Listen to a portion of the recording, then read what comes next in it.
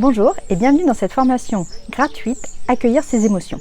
Alors bien évidemment, des outils pour accueillir les émotions, il y en a plusieurs, des outils pour mieux connaître ses émotions, il y en a également plusieurs. Ah, on voit mon petit chat derrière.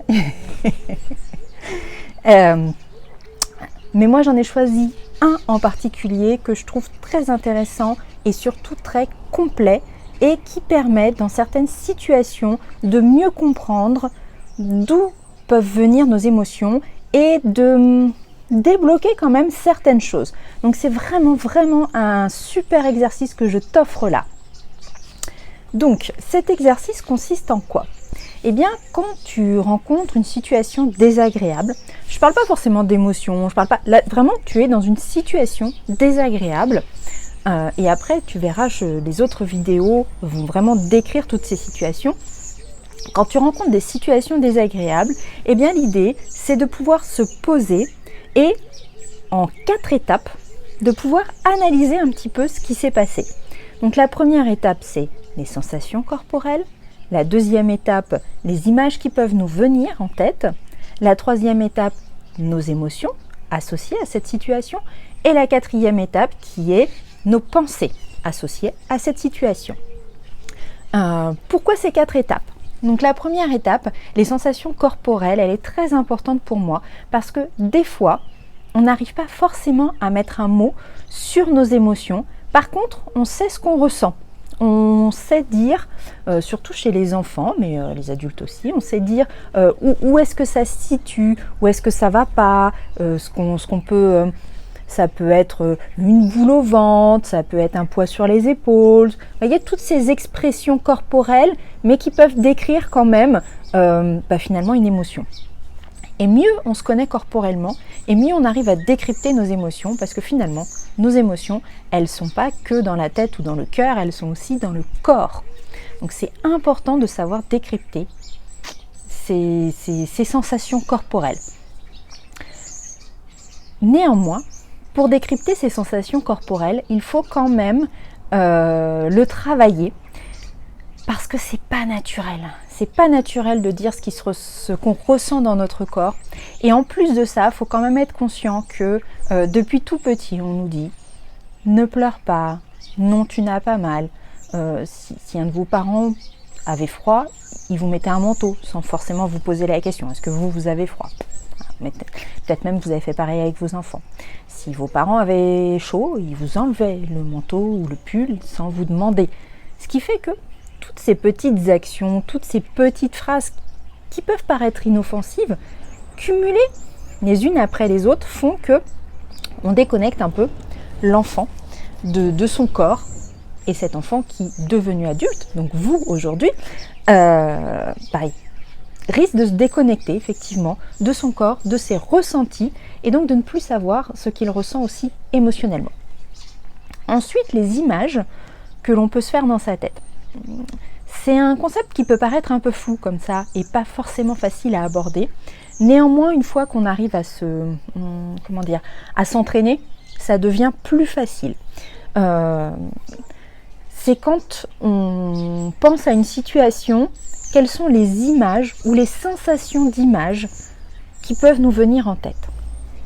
Encore une fois, tu verras, dans les prochaines vidéos, je prendrai des exemples pour que ce soit plus clair pour toi. Ensuite, il y a donc les émotions. Là, encore une fois, c'est pareil, c'est qu'on ne nous a pas appris à poser des mots sur nos émotions. De ce fait, c'est pas quelque chose qui est aussi évident que ça à faire. Pour que ce soit plus facile, moi je te conseille dans un premier temps, c'est d'avoir une liste d'émotions sous les yeux. T'en trouves plein sur internet, soit sous forme de liste, soit sous forme de tableau, soit sous forme de roue des émotions, voilà. Il y en a plein sur internet.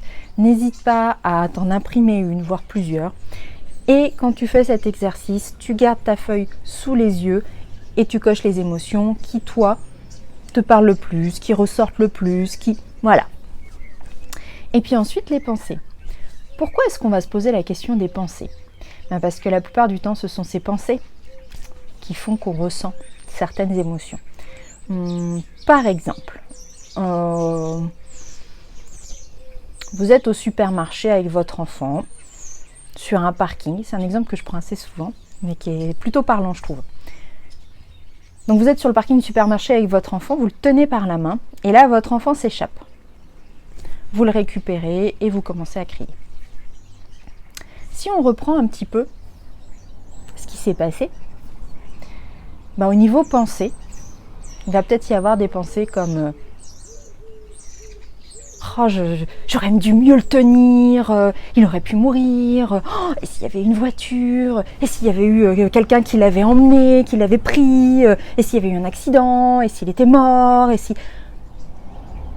Et en fait, on s'aperçoit que ce sont vos pensées qui font que vous êtes en colère, mais peut-être pas forcément en colère contre votre enfant, peut-être plus en colère contre vous, parce que peut-être que vous pensez aussi que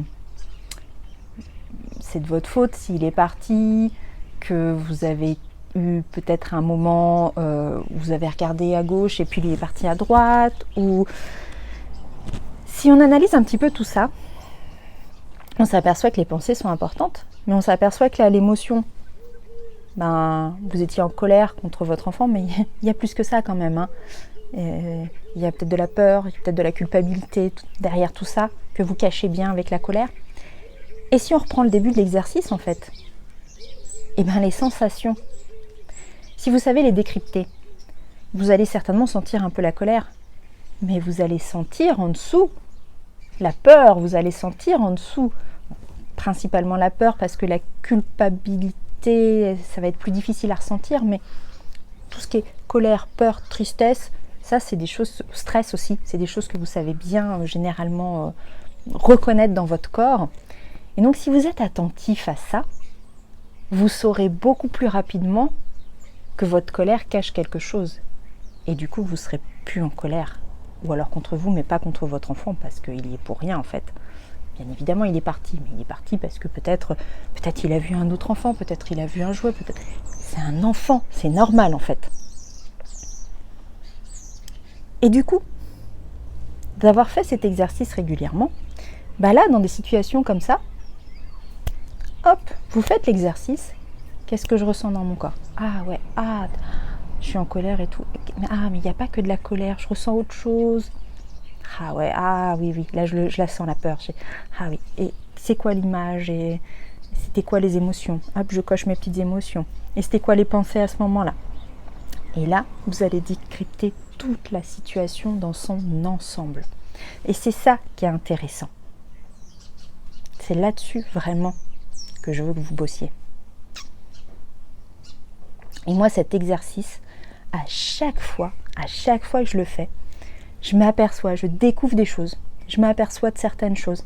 Et tu verras tout à l'heure dans les autres vidéos que je vais te faire, que même sur des émotions agréable, même sur une situation agréable, là où je pensais que il y avait finalement de la joie et tout ça, et en faisant cet exercice, je m'aperçois qu'il y a d'autres choses derrière. Et là, je me dis, punaise, il est puissant quand même cet exercice. Il y a quelque chose à faire, vraiment. Donc voilà, ça c'était pour t'expliquer un petit peu tout ça. Et à quoi ça va te servir? Effectivement, de savoir décrypter tout ça, comme je te disais, ça te permet vraiment d'aller chercher tes émotions qui sont cachées, parce que des fois, y a des émotions qui sont cachées sous une autre émotion, comme là la peur sous la colère. De poser des mots sur tes émotions, ça c'est important. D'être vraiment consciente de ce qui se passe dans ton corps, et ça c'est aussi très important. Et d'être consciente de tes pensées. Parce que du coup, quand on est conscient de ses pensées, on s'aperçoit qu'il y a certaines de nos pensées qui sont un schéma récurrent généralement, mais qu'elles ne sont pas toujours vraies. Et ça permet aussi, par exemple, si tu t'engueules avec ton conjoint, si tu t'engueules avec un collègue, voilà, tu vas avoir certaines pensées. Ouais, de toute façon, depuis le début, si tu t'engueules avec un collègue par exemple, de toute façon, depuis le début, il y a mon voisin qui a décidé de faire des... J'espère que ça s'entend pas trop. Donc si tu t'engueules avec un collègue, tu peux très bien te dire ouais, de toute façon, depuis le début, même pas celui-là, je le savais, toute façon, vu la façon dont il me regarde, j'étais sûre que ça se passerait comme ça. Mais finalement, est-ce que c'est vrai? Ça, c'est l'idée que nous, on s'en fait. Ce sont nos pensées. Mais est-ce que c'est vrai? Le mieux, c'est peut-être d'en discuter avec le collègue pour le coup.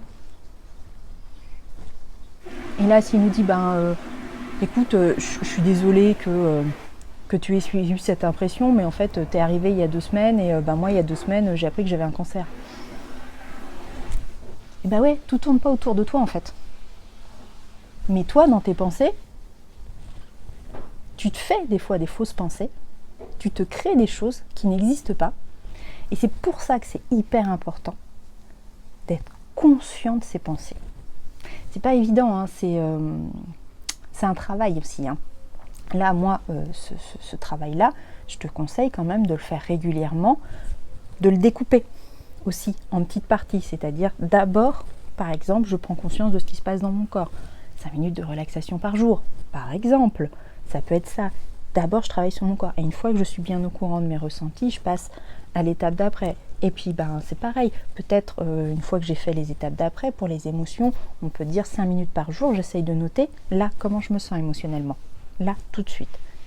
Et puis, on passe à l'étape des pensées. Et ensuite, on met tout bout à bout et on s'aperçoit que, finalement, il y a certaines situations qui peuvent être réglées facilement ou certaines situations qui ne sont pas ce qu'on pense qu'elles sont. C'est pour ça que cet exercice il est puissant et très intéressant. Voilà. Sur ce, je te laisse avec les 3 vidéos qui vont décrypter 3 situations qui me sont arrivées. Et là, je vais vraiment te décrypter ce que je ressens dans mon corps, quelles sont les images qui me viennent ou les sensations d'image, quelles sont mes émotions associées, quelles sont mes pensées associées. C'est vraiment pour te donner des exemples, une piste de comment utiliser cet exercice. À bientôt!